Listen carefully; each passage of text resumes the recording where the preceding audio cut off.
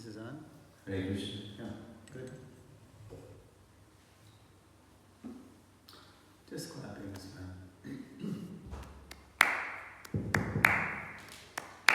Namo Vishnu Padaya Krishna Prasthaya Bhutale Srimate Bhakti Vedanta Swami Iti Namane Namo Vishnu Padaya Krishna Prasthaya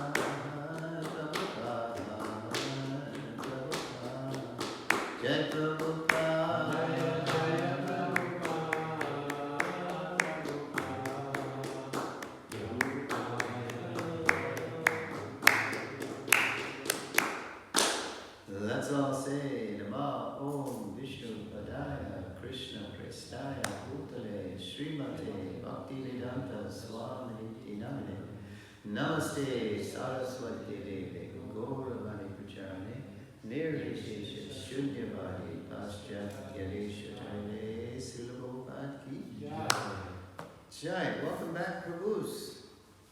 The few, the chosen few. So, luckily, these lessons are best seen in sequence. There's a kind of progression, Sambandha, Avideya, Prayojana. But at the same time, they can also stand alone. So, with that said, we'll charge forth. In lesson 1, we looked at the Guru principle. What was the name of lesson 1? Anybody remember the name of the lesson? Spiritual master. Right. Good. We looked at the Guru principle. What a Guru is. The relationship between initiating and instructing Gurus. And how Srila Prabhupada wants all his followers to mature and become Gurus in their own right. In lesson 2, we'll look at the founder Acharya, the foundational spiritual master of all Gurus and disciples with a focus on our Gaudiya Vaishnava Sampradaya. Okay? Where's the audience mic? I mean, yeah, I mean, we're not recording, are we? So maybe we don't even need it because there's only 4 people here. But actually it's good to wake us up. So why don't you turn it on and then read that first, just read that slide. I think it needs to change into the... Oh, so it does have, but we did it before. You can't change it from the... No, I didn't know you were speaking about this. It's just for projection. Okay. That has to be from the... Has to be from the settings. Yeah. Alright, here we go. And we did it, I think we did it, it's called duplicate, I think. System, okay. We do have, there is hope. What is going to be seen is hope. Display. And show only one, oh yeah, it's reverted back to its old ways. Duplicate these displays. Okay, so it's going to show that now. Right? Not yet, but yep. Right? Keep changes. That's what I said last time. It didn't keep it. I guess when you turn it off, it goes back to its default. Okay, so here we go. That it? Yeah. Slideshow. Current slide. Yeah. So we do have. Maybe you wanna come closer, because it's. I mean, closer because we're going to be switching between you and the Prabhus. You want to get a mat? Are you okay on the floor? Okay. Oh, you got a mat. Okay. Okay, good to see you. Read that again. That slide. Srila Prabhupada, our founder Acharya, lesson 2. The founder Acharya principle. Yes. So. Yeah. There we go. And I'll read this too also. Go ahead. Here. Though Srila Madhvacharya accepted Diksha and Sannyas from one Achyuta Preksha Swami, since Madhva received the most Siksha from Srila Vyasadeva. Since? Srila Bhakti said. Srila Bhaktisiddhanta Saraswati Thakur listed Madhva as Vyasa's disciple in the Brahma Madhva Gaudiya Sampradaya. Yes. Srila Bhakti Siddhanta called his list the Bhagavat Parampara, a line of Bhagavat instructors. Okay? Let's see. Yeah. The Siksha line? Mm-hmm. Is that called the Siksha line? Yeah, it's a Bhagavat or a Shik. It's a line of instructors. They're teaching. Right? So, in the Bhagavad Gita, Prabhupada's Gita as it is, right opposite the first chapter page, there's on the last page, or just after the introduction, it says the disciplic succession. Right? Yeah. So, that first appeared in Prabhupada's Collier Macmillan Gita at the end of 68, as I mentioned. And so devotees had never seen that. I mean, it was 68, there weren't that many devotees anyway, but they wondered, what is this disciplic? So they started writing Prabhupada letters, because that was the way to contact him. And they were saying, what is this disciplic succession? And there's one letter, Kirtanananda, he was Maharaj at the time. He wrote a letter to Prabhupada in January '69. This is all in the database. If you have the database, you can read it. And so Kirtanananda, try to come on time if you can. But there's our illustrious present. So Kirtanananda asked Prabhupada. When you read the letter, you can see how Prabhupada's answering it. Because he asked Prabhupada, how come Arjuna is not in our list? I mean, Arjuna is the hero of the Bhagavad Gita. So how come he isn't there? And so Prabhupada said, yeah, well, you know, I mean, Arjuna accepted Krishna as the Supreme Personality of Godhead. And we're coming in the Gaudiya Sampradaya, and Lord Chaitanya accepted Krishna as the Supreme Personality of Godhead. So things equal to the same thing are equal to each other. It's a mathematical principle. Please come. There you go. And then Prabhupada said, quote, disciplic succession does not mean one has to be directly a disciple of a particular person. Just like if you have, and then Prabhupada gave another example in the letter. He said, it's like if you have a big tree, like an oak tree, or like we have so many big trees around here. And a big spreading oak, you know, with many branches. And then Prabhupada said, if you go and you pluck a leaf from this branch, and then you go way on the other side of the tree and you pluck a leaf from that branch, and then you study the characteristics, you see that Prabhupada said the taste is the same. The characteristics are the same, even though they're from different branches. So Arjuna, yeah, he accepts Krishna as the Supreme Personality of God, and Lord Chaitanya accepts Krishna. So it's not that you have to be a disciple of a particular person to be in the disciplic succession. Rather, in a letter later that year to another godbrother, he said, quote, disciplic succession means to accept the disciplic conclusion. That's what it means to be in disciplic succession. Yeah.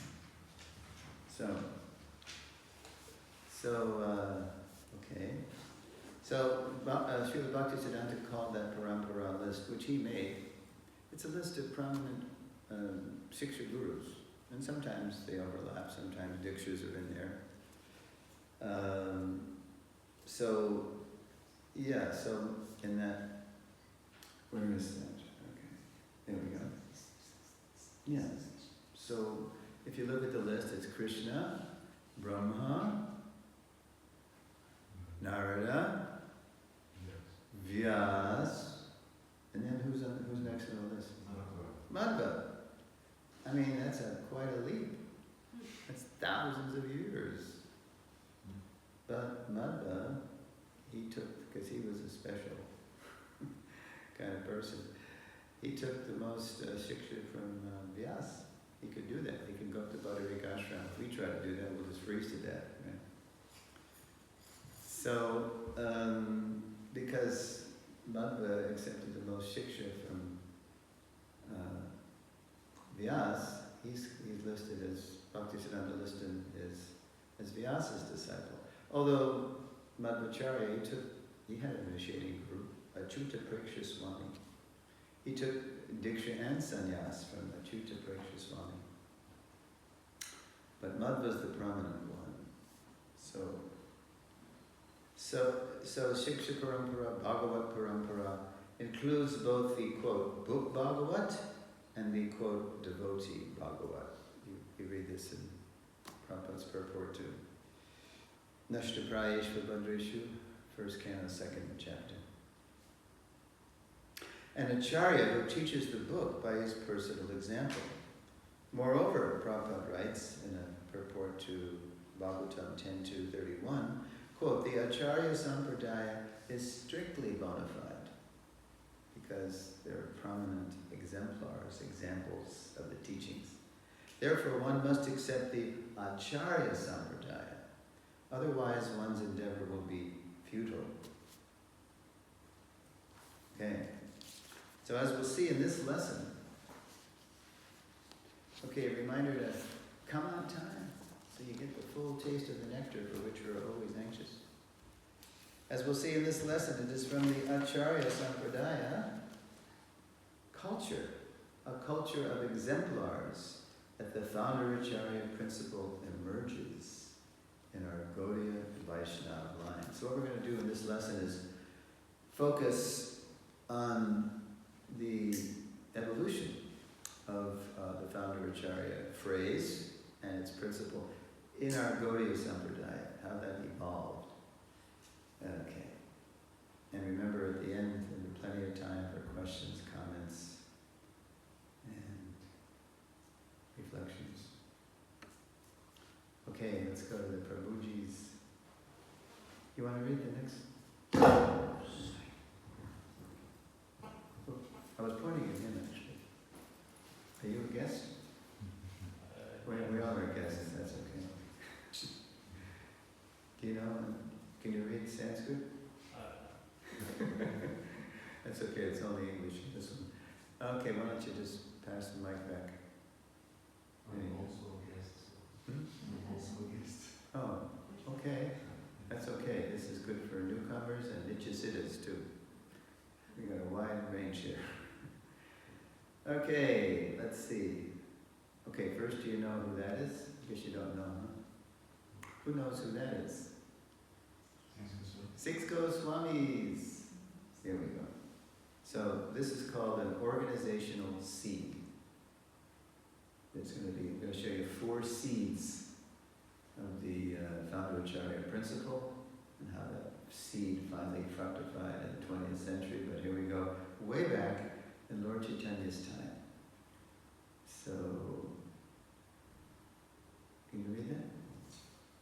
Circa 1500. Well, first just read that. An organizational seed. Circa 1545, Lord Chaitanya's chief disciples, the 6 Goswamis of Vrindavan, founded the Vishwa Vaishnava Raya Sabha, right. which Srila Bhaktivedanta later identified as the gathering or congregation of devotees who worship the king of all Vaishnavas in the world, Sri Chaitanya Mahaprabhu. Yeah, they actually organized something. Oh no, organized religion. Oh. It's a necessary evil, Srila Bhaktisiddhanta said. I mean, we can do something on our own, but we can't really do much if we're all just scattered on our own. So the 6 Goswamis, the most prominent disciples of Lord Chaitanya, within a dozen years after Mahaprabhu left, they wanted to propagate and they were determined. And the biggest organizer, believe it or not, anybody know who was among those? Jiva, the younger one down the end there. He was the most prolific writer and the biggest organizer. I don't know how he found the time. I mean, he wrote 4 lakh of verses. And but he organized the Radhadesh temple, first library, all this stuff. So, circuit, yes, okay. So as the Sabha's most prolific writer and philosopher, Srila Jiva Goswami also emerged as the group's most skillful organizer. For example, he founded Vrindavan's famous Radhadesh temple, where he established a library of all the Goswami's works. Sri Jiva had those works copied and then dispatched his 3 best students, Srinivas, Narottam, and Shamananda, to Bengal on the first Gaudiya Vaishnava book distribution party. So they were really into, they were scrutinizingly studying all the revealed scriptures with the aim of establishing eternal religious principles. And then they were into, disseminating that. They wanted to spread the gospel, as Prabhupada says, the gospel of Lord Chaitanya, the good news, as our Christian friends say. The Goswami Sabha, dedicated to articulating, preserving, and distributing the Lord's teachings, planted the founder Acharya's principles, organizational seed. Think about that phrase, founder Acharya. There's definitely an organizational component in that phrase, founder, somebody who found something. Okay, so they were the founders, collectively, of the Vishwa Vaishnava Raj Sabha, dedicated to worshipping the greatest devotee, Lord Chaitanya, king of the Vaishnavas. He was Krishna himself, as we know, but he was playing the part of a devotee. So that was circa 1545. Back to the ladies. We're going to suggestion because we don't have two mics and we can't put only. So it's kind of distracting. Is it possible to just keep it going around? So Yeah, they do first. we don't really need the mic, is that what you're saying? Sorry? We don't really need the mic because we're so No, small. or it just stays and goes because otherwise it's Just take taking a lot of turns. time to go back. Yeah, just sure. Yeah. Okay, that should work. Okay, so, and now Yadarani's going to make an educated guess at who that's supposed to be. I see nothing. You can't see anything? No, the picture.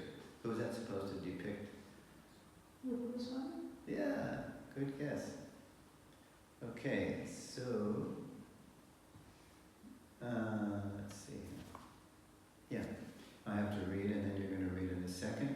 In 1552, okay, so within 7 years after the Goswamis start organizing and trying to spread it, Sri Rupa Goswami's Bhakti Rasamrita Sindhu, it got published in 1552, Prabhupada said, identified the fourth principle of devotional service as Sadhuvartmanavartanam, which Srila Bhaktisiddhanta later translated, which Srila Prabhupada later translated in the Nectar of Devotion as, quote, following the footsteps of great teachers, Acharyas, under the direction of the spiritual master.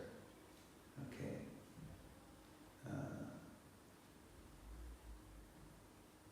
I should let you read that. Okay, go ahead, you read it, Yadaram. A philosophical seed.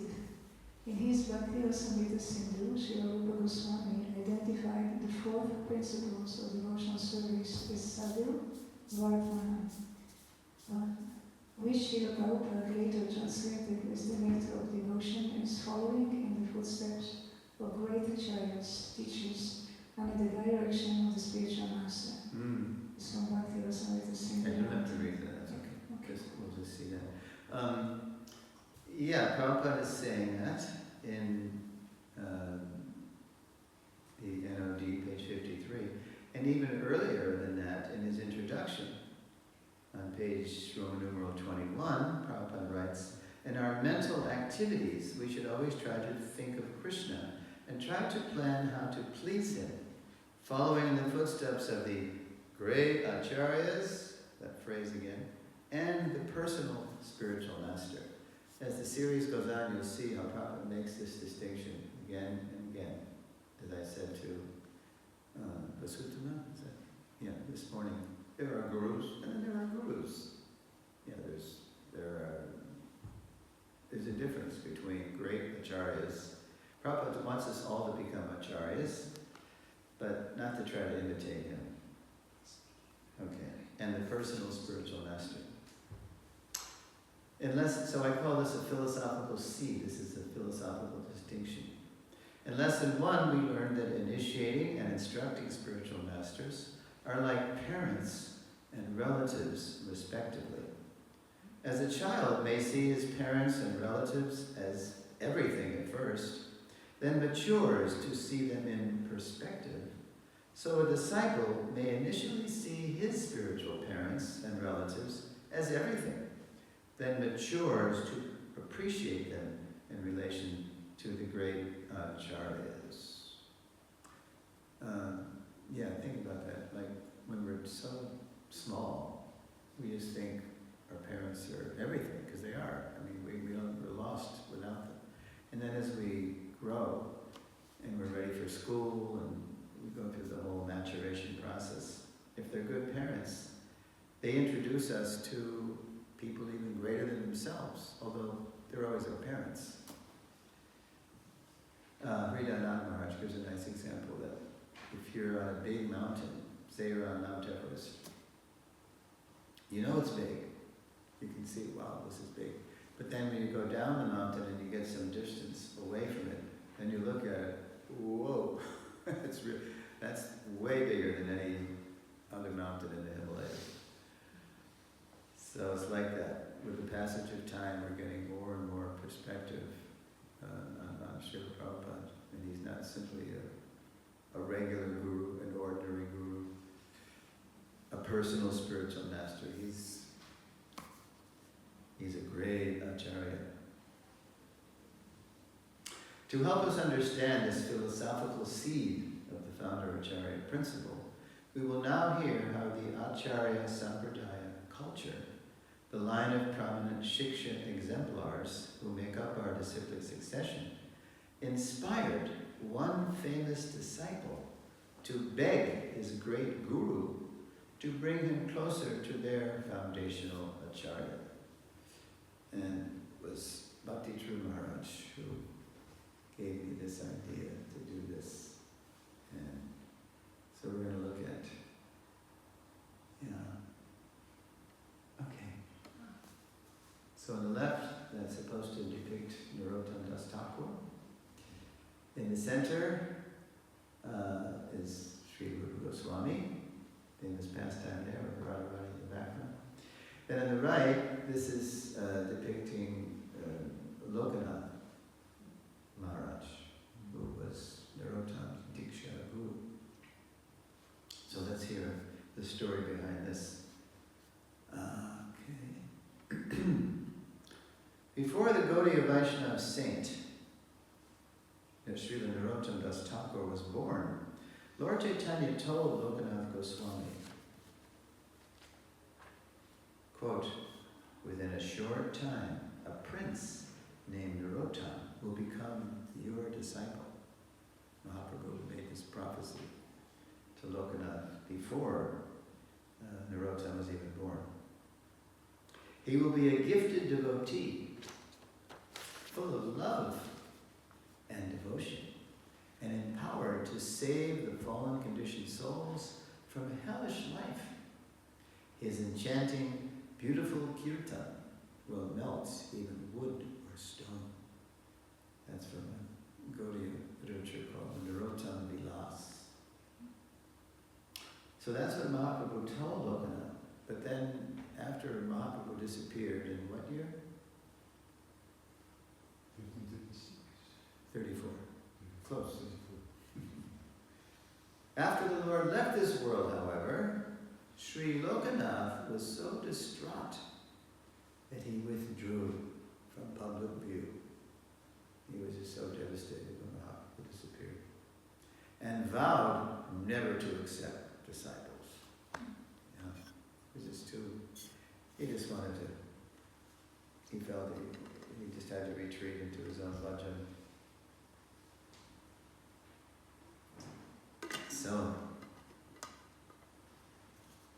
and everybody knew that. Nevertheless, later in Vrindavan, this is after Narottam was born, and then he was growing up, and then he became one of Jiva Goswami's prized pupils. It was Narottam, Shamananda, and Srinivas. Nevertheless, later in Vrindavan, when Sri Jiva noticed that Narottam was drawn to the saintly Lokanath, Sri Jiva told Narottam to approach Lokanath for initiation. Even though everybody knew that Lokanath had made his vow. But Jiva saw, my pupil, my Shiksha disciple, he's really attracted to Lokanath. So he told Lokanath, he told Narottam, you go to Jiva, or you go to Lokanath, and you beg him for initiation. Pretty bold move. But as ardently as Narottam approached Lokanath, just as adamantly, Lokanath refused. What to do? Resolved nonetheless, Narottam, the son of a king, vowed to become Lokanath's menial servant and took to cleansing the area where the saint performed his early morning ablutions. Have you heard this story? Yeah, it's very touching. Yeah. So, because Narottam, he was a great soul, and he knew that just by his birth, he was born into privilege. he was of royalty. So he knew that along with that birth, comes a kind of pride. So he wanted to cut that pride. So he promised himself that I'm gonna go do some menial service, clean the place where Lokanath evacuated and did his morning ablutions.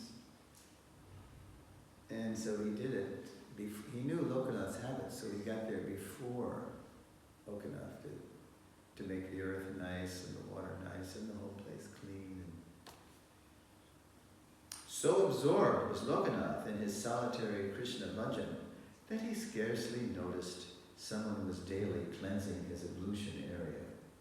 Finally, after an entire year had passed, Lokanath decided to find out who was so conscientiously cleaning up after him. He thought, what kind of a renunciate am I? I'm accepting service from somebody. I don't even know who this person is. I've got to put a stop to this. So, the next morning,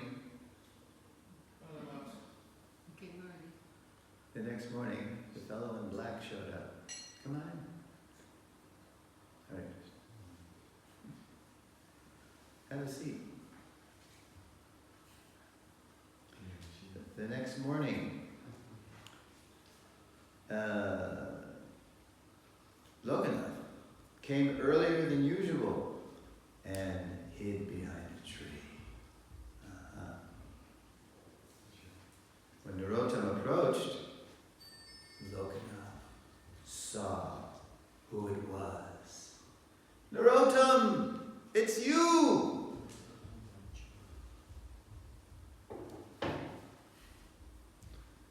It's you! He found him out. His identity exposed, Narottam fell at the saint's feet and begged to be accepted as his disciple. Lokanath refused at first, then later relented, remembering Mahaprabhu's prediction and conquered by the pure devotion of saintly Narottam. So, Narottam became Lokanath's, so to speak, only child. Is anybody an only child here? No? You all had siblings? Okay. Usually at least one person says. You are? My daughter has an only child. Okay. So that's a pretty strong bond if you have an only child, yeah? Right. Yeah. Okay. So very strong bond here between Lokanath and Narottam. Let's see. Although Srila Narottam Das Thakur became the only initiated disciple of Srila Lokanath Goswami, and this is the essence of what Bhakti True Maharaj revealed to me about this. In Song 17, verse 4 of his famous song collection, Prarthana, we sing Prarthana songs every day here. Anybody know? Shuguru Charana Panna. And in Mayapur, what do they sing every morning? Sri Krishna Chaitanya. And when someone disappears, what do we sing? Premadhan. This is all from Prarthana. So, in Song 17 of Prarthana, Narottam longs for Lokanath to bring him to their ultimate shelter. He and Lokanath's ultimate shelter in the disciplic succession, Srila Rupa Goswami.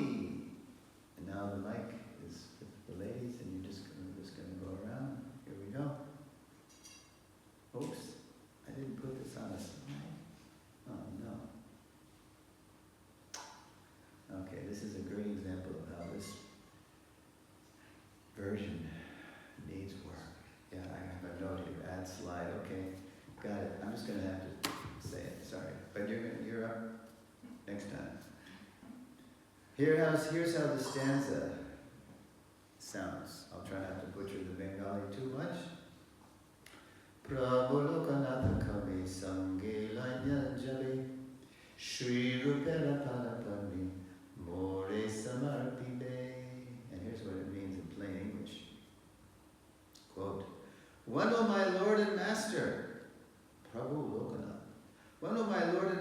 Lokanath Goswami, my Diksha Guru, with whom I'm super close, when will he take me with him and place me at the lotus feet of Srila Rupa Goswami?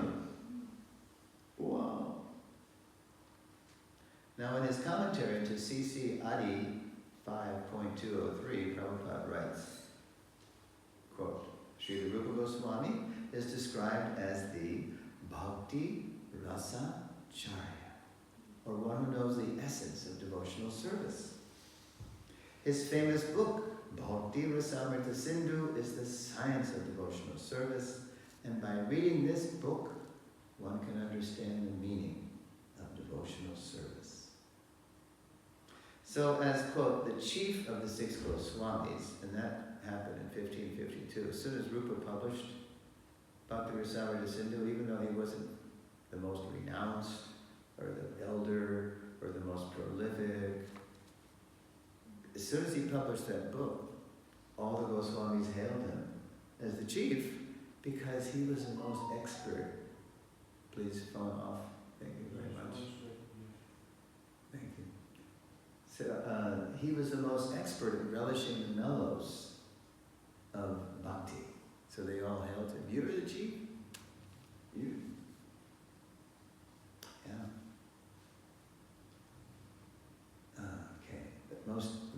Most expert at relishing the moods of pure devotional service to Lord Krishna. And as Narottam's Diksha Guru, Sri Lokanath had the pleasure and privilege, he knew it was the pleasure and privilege of bringing his disciple closer to Sri Rupa. Remember we talked about the job of Diksha Gurus is enriching, enhancing, and deepening their disciples' relationship with Prabhupada. So it's the same idea. The leader of the six Goswamis, Sabha, and the foundational spiritual master of all the Gaudiya Vaishnavas. So this is I call it a cultural seed. It's just how it's done. It's part of the culture. You bring your disciples closer to the... Okay, I'll just read this because this explains. Although Rasacharya, Bhakti Rasacharya, that's what they all call Rupa, may sound similar to Founder Acharya, by Lord Chaitanya's inscrutable will, the British were not even in India yet, so there was no English in India yet, so they called him the Bhakti. It's the same idea, the Bhakti Rasacharya.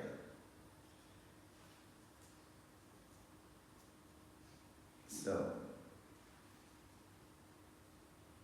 by Lord Chaitanya's inscrutable will, the organizational, philosophical, and cultural seeds sown early for Founder Acharya would have to wait another 3 centuries within a crucible, pressure cooker, a crucible of disgrace before final seeds arrived to conclusively establish the Founder Acharya principle. It wasn't until Srila Bhaktivinoda appeared that we get the literary seeds, the crowning seeds. Okay, now, there he is, there's the Thakur in his full magistrate regalia, Puri. Okay, go ahead. Oh, before you read that, I gotta set this, gotta set the stage here. In the late 19th century, the great Gaudiya Vaishnava Acharya, Srila Bhaktivinoda Thakur, identified and exposed more than a dozen counterfeit Gaudiya Vaishnava groups, who, beginning just a century after Lord Chaitanya's departure, had effectively disgraced Gaudiya Vaishnavism. Not only did Srila Bhaktivinoda restore Mahaprabhu's original teachings, as well as the glories of the Gaudiya Vaishnavas, he also conceived of a mission to propagate Krishna consciousness globally, thus helping to fulfill a 16th century scriptural prophecy. This is from the Chaitanya Bhagavat. I'm sure you know it. Quote, in every town and village, Lord Chaitanya says, the chanting of my name will be heard. So the Thakur, he not only single-handedly, convince the Bengali aristocracy to take a fresh look at Gaudiya Vaishnavism, which no self-respecting person would do because it had been debauched, disgraced, corrupted by so many upasampradayas. After he did that, then he began to conceive of a mission to start making good on this prophecy. It wasn't happening. Mahaprabhu's time, or Chaitanya said, but in every town and village, they're chanting. So Bhakti Vinod, let's get going on this, okay? Prabhupada called Bhakti Vinod the pioneer of the Krishna conscious movement in the modern world, especially in the West. So when reports reached Srila Bhaktivinoda of a rising Western interest in Indian culture in the 19th century, right? Particularly in Sanskrit, the Thakur sent a copy of his Sanskrit work, Sri Krishna Samhita, to the American transcendentalist Ralph Waldo Emerson. That's why we have, on the back of our Gita we have Emerson and Thoreau, we quote them. Because they were reading the Gita. I mean, they weren't reading it as it is, but enough of the potency of the Gita came through. They were reading these, bogus British translations. But still, just the scope of the thing was like, it just blew their minds. Wow, this is amazing. When Emerson gratefully, so Bhaktivinoda sent Ralph Waldo Emerson a copy of the Sri Krishna Samhita. It was totally in Sanskrit. Bhaktivinoda thought that they knew Sanskrit. So when Emerson gratefully replied by requesting books in English, so he was so happy to hear from an authentic, person, and not just a British scholar or something, from somebody from India. And he said, "Yeah, this is great. You got anything in English?" Srila Bhaktivinoda penned, what did he do? He wrote Sri Chaitanya's Life and Precepts. That's what triggered the Thakur sending them. His Life and Precepts, and sent copies to several Western intellectuals and universities. But it was a Bengali work by the Thakur, published in 1900 as Harinama Chintamani, that contained the crowning literary seeds for the founder Acharya principle. We now have it in English too, that German, Bengali. Sarvabhauma. And also Vanuswami has done a translation. It's right in the database. But it just came out. It must have been one of the Thakur's last works, because it was 1900. It was really getting on. And his son by then was 26, Sanatha Saraswati. But it was in this work, the touchstone of the holy name, it's been translated as Harinama Chintamani, that contained the crowning literary seeds for the founder Acharya principle. And you are very patient, Mataji, but we're coming to you, right? It's getting close. In chapter 6, which is all about offenses to the holy name, Srila Bhaktivinoda describes 3 kinds of super gurus, my phrase, so to speak, in a disciplic tradition. Okay. The first is the Sampradayera Adiguru, the primeval guru of the tradition. Just like, what's the name of our Sampradaya? The formal Brahma, Gaudiya, Sampradaya. Yes, right, exactly. So the primeval guru in our, before recorded history or the dawn of creation is Lord Brahma. The first super guru is again my phrase, this first is the Sampradayera Adiguru, the primeval guru of the tradition, directly enlightened by the Lord himself.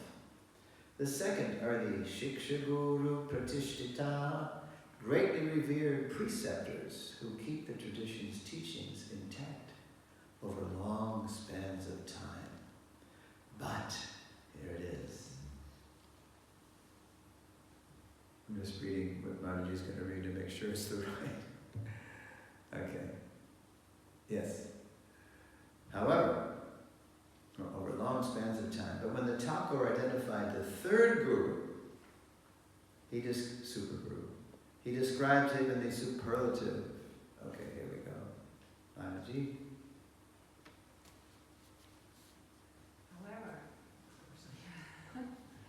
However, the Acharya, or the original guru of the disciples line, is appropriately worshipped and respected as the Guru Siromani, the topmost crown jewel of the spiritual masters. His perfect philosophical conclusions are to be followed by all in his succession. Any contrary instructions will not be accepted. Yes. So Bhaktivinoda Thakur, because he was writing in Bengali, his word for founder Acharya was right, Acharya. Yeah. And so he's the Guru Shiromani, he's the topmost crown jewel of spiritual masters. And any conclusions which are contrary to his, we don't accept. So that's the literary seeds, and now with that publication of that literature, the stage was set for the founder Acharya seeds to bear fruit. Okay, here we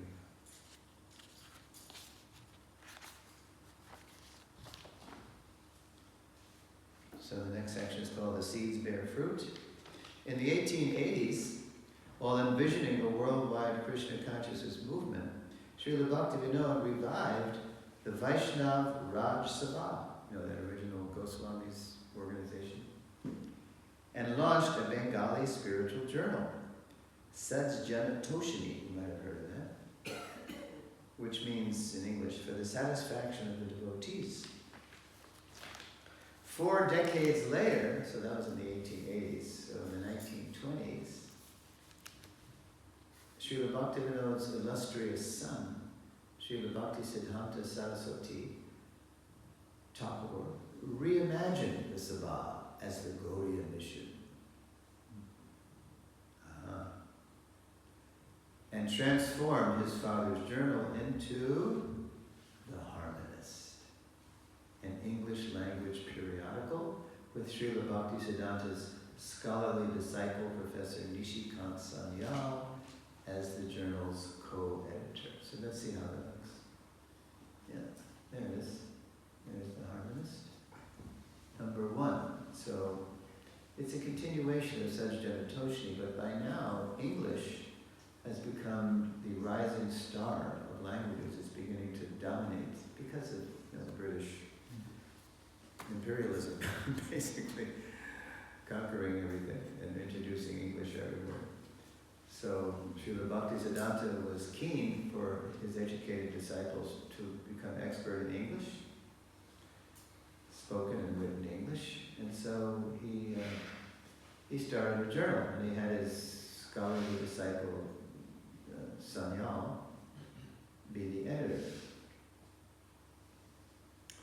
And that's the first issue. That's number 1. That appears to be started as an annual. See that, June 27 to May 28. Well, it quickly got more, it became more frequent. Okay, so timed to coincide with the launch of the mission's brand new Calcutta headquarters, the October 1930 Harmonist carried the first of a 3-part series by Professor Sanyal about the Gaudiya Math. So in 1930, the Gaudiya mission had a patron, Jagabandhu Prabhu, and he was very wealthy. And so he wanted to do a service for the mission to move them from Altadanga Junction, which ISKCON has recently acquired by the Lord's mercy, and move it to a brand new headquarters, which would really, put the Gaudiya Math on the map. Right. So Srila Bhaktisiddhanta ordered Sanyal to not only, along with the interest in the Gaudiya Math because of this palatial headquarters, he said, now we have to announce who we are. We're reviving the Gaudiya Sampradaya. This Gaudiya mission is reviving the Sampradaya, which for hundreds of years had been submerged under so many upper Sampradayas. So, here we are, the Gaudiya Math. Yes. All right. So, let's look at we're finally going to see where this founder Acharya phrase appears. English, Sanskrit, organizational, and more of a spiritual accent on the second, Acharya. So here it is. Okay, so who's going to read next? The Gaudiya Math is also identical with its founder Acharya. With two Y's, let's look at that. Founder Acharya. Acharya. The associated followers and abode of his divine grace are limbs of himself. None of them claim to be anything but a fully subordinate limb of this single individual. This unconditional, causeless, spontaneous submission to the head is found to be not only compatible with, but absolutely necessary for the fullest freedom of initiative of the subordinate limbs. Srila Bhaktisiddhanta could write simply, and so could Nishikant Sanyal. But he allowed Sanyal to write in a very kind of complicated way, because one goal of the harmonist was to out-complicate the complicated Western intellectuals, because they associated complication with sophistication. The more complicated you are, then you must be very sophisticated. Actually, it's just the opposite, as Prabhupada would tell us. If it can't be explained simply, it is bogus. But that was the mission at that time, was to be very impressive to the Western intellectuals. Okay, and Prabhupada said a similar thing, this in the ISKCON is my body. It's the same idea, that everybody is limbs of his divine grace. Okay, during the Gaudiya mission's finest hour, the first Vaishnava preaching expedition to Europe in the 1930s, the book Srila Bhaktisiddhanta's leading preachers took with them was Sri Krishna Chaitanya, written by Professor Nishikant Sanyal and edited by Srila Bhaktisiddhanta. The work was written with sufficient breadth, depth, and excellence to impress the intelligentsia of the West. In its front matter, the elaborate table of contents highlighted the intimate connection between the Adi Gurus, those primeval preceptors, of the four Vaishnava Sampradayas, and the Sampradayas' four founder Acharyas, who revitalized their disciplic successions within recorded history. It means Kali Yuga.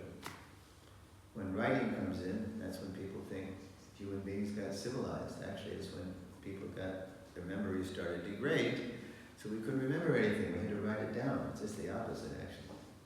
Here's how that translates visually. All right. So there we got the four primeval preceptors, Shiva Kumara, Lakshmi, Brahma, and then within the Kali Yuga, you see their people who revitalized those sampradayas in our Kali Yuga. So, and you see in parentheses their particular emphases. I mean, they're all personalists, but they have different emphases, accenting or highlighting a specific aspect of personalism. So, how important are founder acharyas to all those who follow them? Oh, should we read that? Oh, I just said it. It's all right. I'm dawdling now I'm rushing now because I see I dawdled too much. Here we go. Remember I talked about Ramanuja this morning?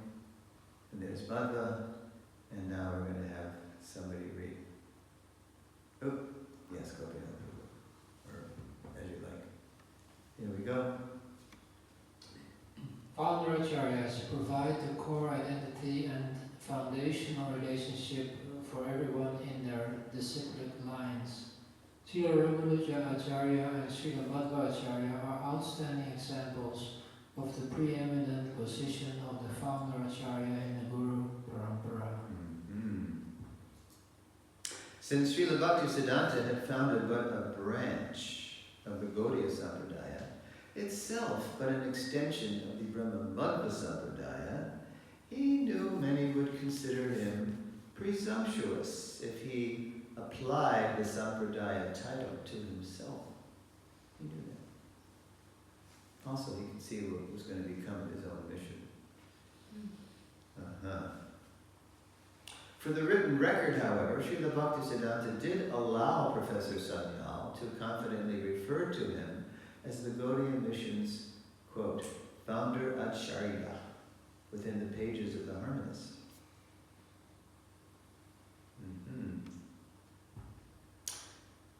In lesson 4 of this series, that's the next lesson, no, it's 2 lessons from now, we'll see why Srila Bhaktisiddhanta could, with equal confidence later, leave this world and his founder Acharya title behind. He could foresee what would soon befall his own institution, as well as the one disciple who would be ready, willing, and able to revive it as the founder Acharya of a fresh branch of Lord Chaitanya's mission, far, far away from Mother India. Okay, so we're just going to show the learning outcomes that we should try to relate our questions and comments to. And I'm going to read that.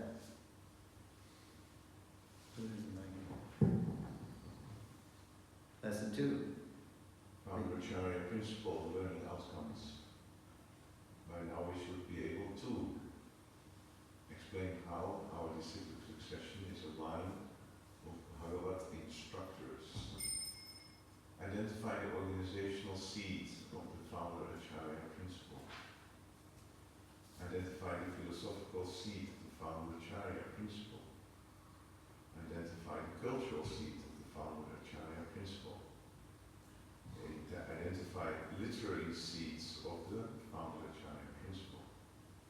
Recall how the founder Acharya phrase appeared in the 1930s. Identify the foundational role of the founder Acharya in the Vaishnava Sampradaya. Okay, so I'll just read the transition to tomorrow morning's class. That's Having looked at the origin, characteristics, and historical development of the founder Acharya principle, we are now ready to examine how our Srila Prabhupada emerged as the founder Acharya of a fresh branch of the Gaudiya Vaishnava Sampradaya, ISKCON. It's fascinating how Lord Chaitanya revealed to Prabhupada what he wanted Prabhupada to do once he hit the West, and then how Prabhupada revealed that to us. Whoa. It happened gradually. Okay. I think Bhagavati is coming. Bhagavati? I can't believe you don't have any questions. Anyway. Questions, comments? Yes. Vicini.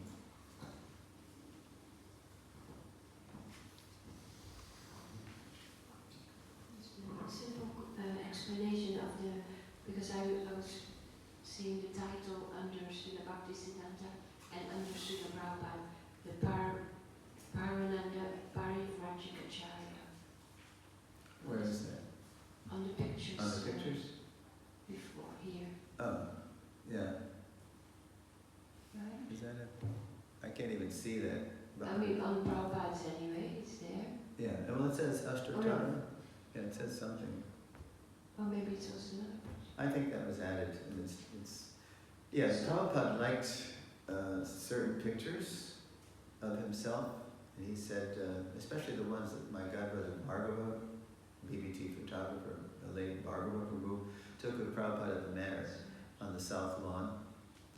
If you look out from Prabhupada's rooms under the south lawn, it's still there, you know, and you'll see, I think maybe we've already seen some, but he says, you can use this as a founder acharya, because it's very dignified, and so, This is New Vrindavan. this is New Vrindavan.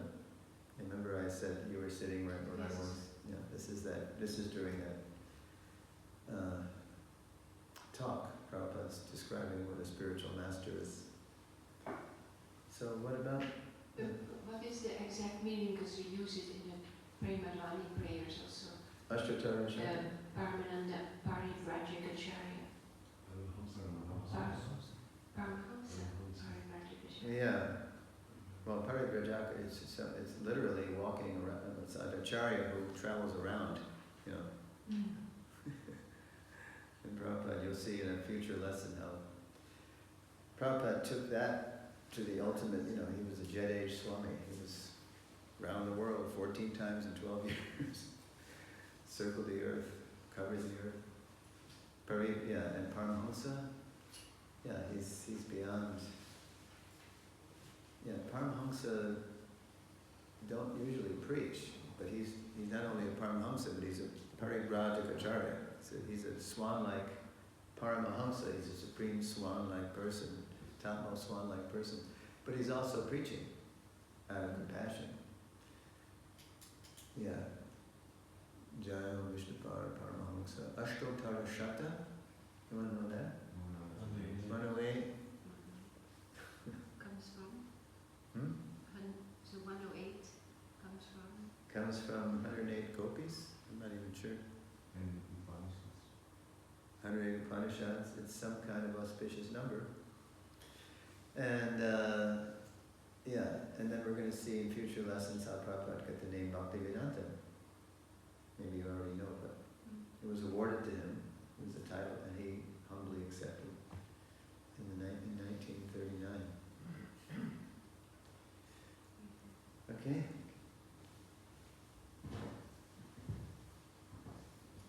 So, like you mentioned, the Harinam Chitamani, where Bhaktivinoda Thakur mentions this Acharya. Yeah. And so, according to you, he refers to the founder Acharya of ISKCON, or? No, he's just talking about. Let's go back to that. Okay. Yeah. He's talking in general about a founder acharya, somebody who's, what does it say, of a disciplic line, I think is the way, yeah. And, I mean, there's different, like Srila Bhaktisiddhanta, he didn't introduce himself. Sometimes you hear Sampradaya Acharya, and Prabhupada didn't like that, because you could infer from that Prabhupada is saying that he's reinventing, or he's the founder Acharya of the Gaudiya Vaishnava line. No, it was the 6 Goswamis, and then Rupa emerged as the Bhakti Rasacharya. But how would Prabhupada introduce himself? You know? My name is A.C. Bhaktivedanta Swami. I'm the founder Acharya of the International Society for Krishna Consciousness. We get into this a little more in next lesson. And interestingly enough, as you'll see, Prabhupada did not, when he was on that ship, the furthest thing from his mind was becoming the founder Acharya of anything. He didn't want to start anything new. He was just trying to carry out his Guru Maharaj's order, which they all had the order. But he did it. He actually did it, right? You'll see how that worked. But he was forced to. He was forced to start something new because they couldn't. Too much bad blood. Too much went down in the 30s, court cases, and they were older. Anyway, we'll see.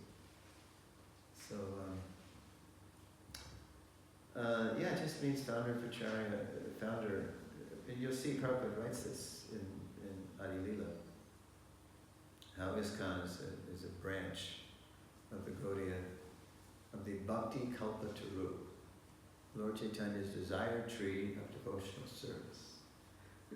You'll see that graphically depicted. Yeah. It's just a branch, but it's such a potent branch that it has the potential to inundate the world with Krishna consciousness, mainly because of the depth of our Srila Prabhupada's surrender. He's empowered to do that, to spread it all over the world, 14 times in 12 years. And of course, it's not in every town and village. That's up to so many generations of us, and in the future, take it to every town and village. From Dubry, Belgique, to Novosibirsk, Russia, to Santiago, Chile. I mean, you think of every town and village, there's zillions of places in the world. So, but Prabhupada is the founder of Acharya of that branch.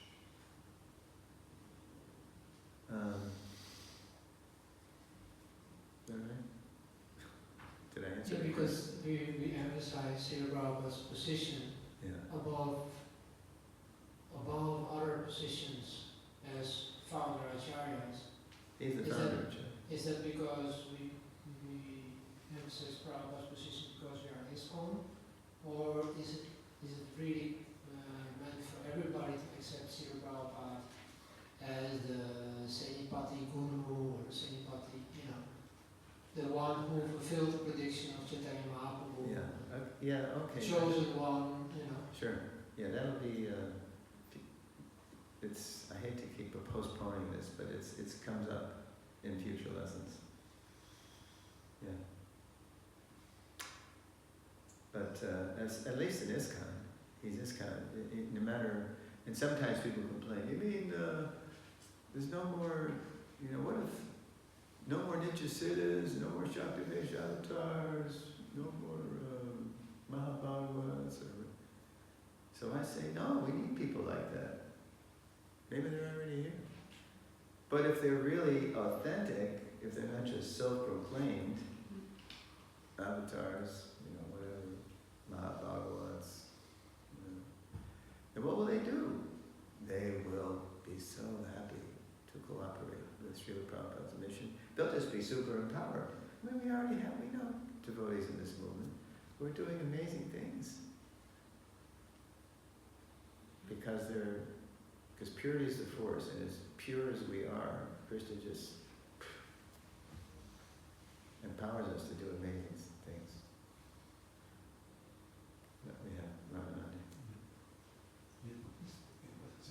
In the same respect, I listened to that Baluswami lecture, and it seems that he's saying that everybody should get shiksha from Prabhupada.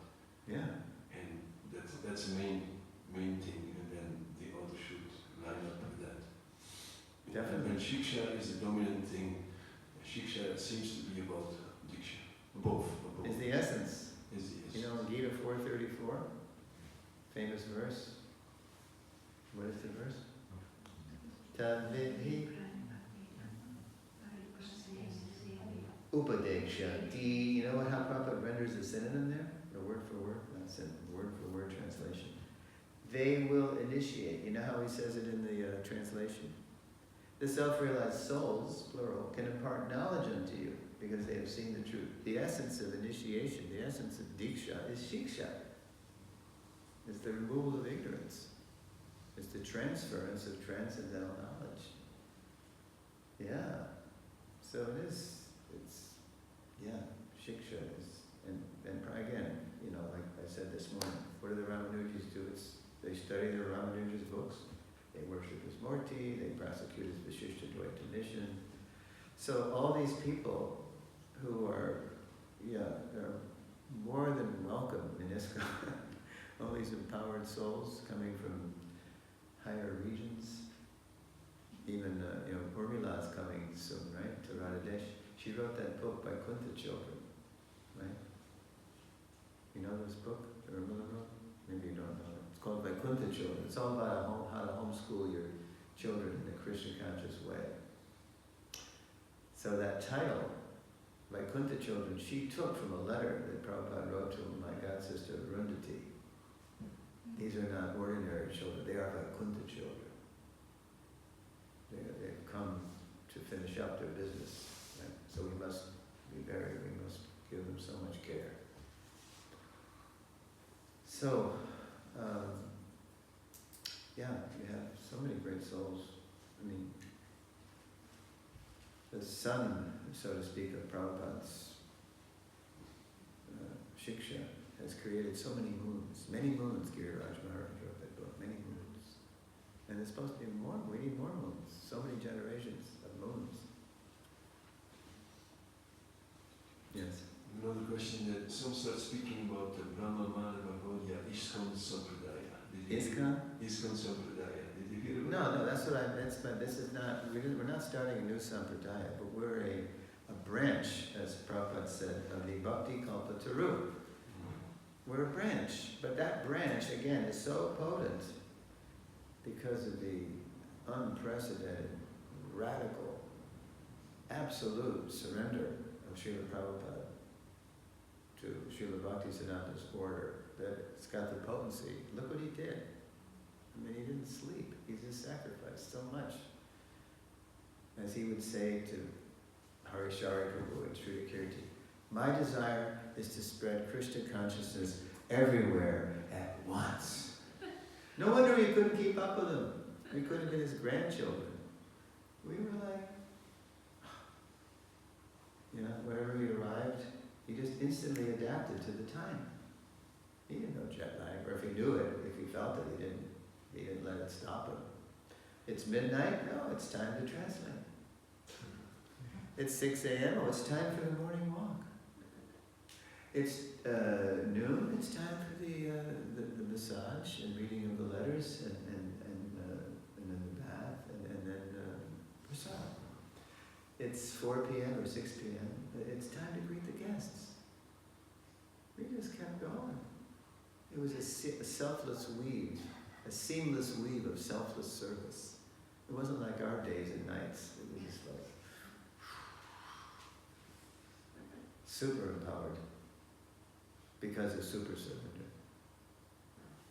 We can also be empowered to the extent that we surrender. We can't expect, necessarily that we're going to be like Prabhupada.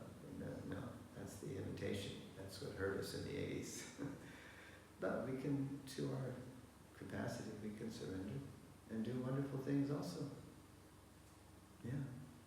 You're going to see that in Lesson 7, Finding Our Mission in His Mission. This is a fun one. Yeah. Okay. Ekachakra Prabhu. Hare Krishna. Radhadesh Prabhu said one time that we have to read Prabhupada's books fully and repeatedly. And I say this because any contrary instructions will not be accepted. So if you read all his letters and all his books, you will find contradictory statements. That's right. So I think it's very important to emphasize to understand context, to whom did he write, when, and to get a full picture of all his books, and then understand what are his main foundational instructions and what are according to time, places, and so. Exactly. To know principles from details. To know, maybe a better word would be paradoxical statements, because there's really no contradictions. When Prabhupada appears to make contradictory statements, he's simply applying principles in different ways according to country, time, candidate, and we'll get there too. And Radhadesh Prabhu is a great example because he was homeschooled Prabhupada's books.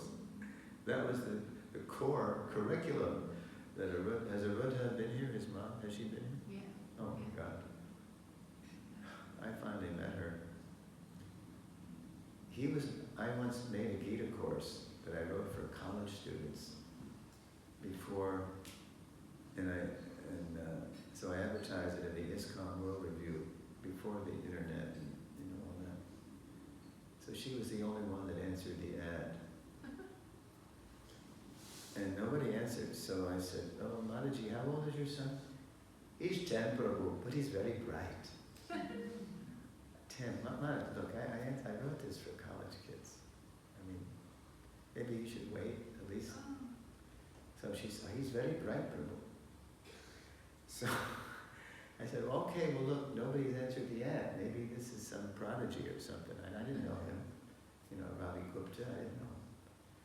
So sure enough, and we were just, this is snail mail.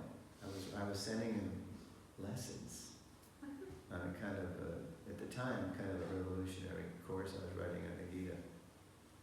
And he was just knocking it out of the park. Every answer was just, wow. So I called up his mother at one point and I said, "Mataji, I know your son is very bright, but are you helping him with these answers?" "No, Prabhu, he's very bright." So after I heard that, I said to Ravi, and by now it took us a while, he was 12. I said, Naveen Krishna Prabhu, my godbrother in Acharya, he's not gonna write that column he wrote in BTG in the 90s, that was the India's Heritage. I'll have to remember this, India's Heritage. So I know because I was writing a column, Plain Living and High Thinking. So I know he's gonna lead this soon. So would you consider taking over the column? I mean, this would be great to see, we have an ISKCON youth writing India's Heritage column. This would be a feather in the cap of BTG, So he took it up. He did. He was writing these great pieces. And then he had to enter Boise State at the age of 14. And then he had to enter Oxford at the age of 7. He got too busy to write the column, right? Because he was busy with college work, So, how do we get in? I'm sorry. What started it? 5 minutes to say. 5 minutes to say. No, I know, but what started that an incident? What was I? You said something which triggered that. I forget what you asked. I was talking about real foundational instructions. Yeah.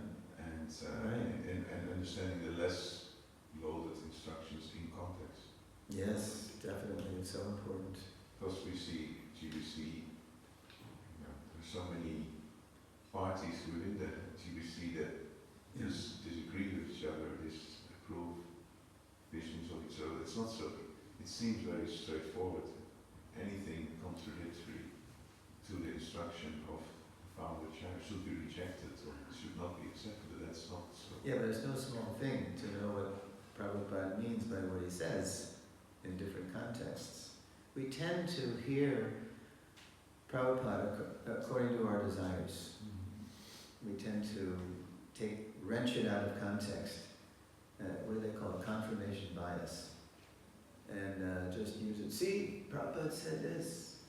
Prabhupada said because, Suniti was Dhruva's mother, was a woman, and specifically his mother. Therefore, there should never be Vaishnavis initiating.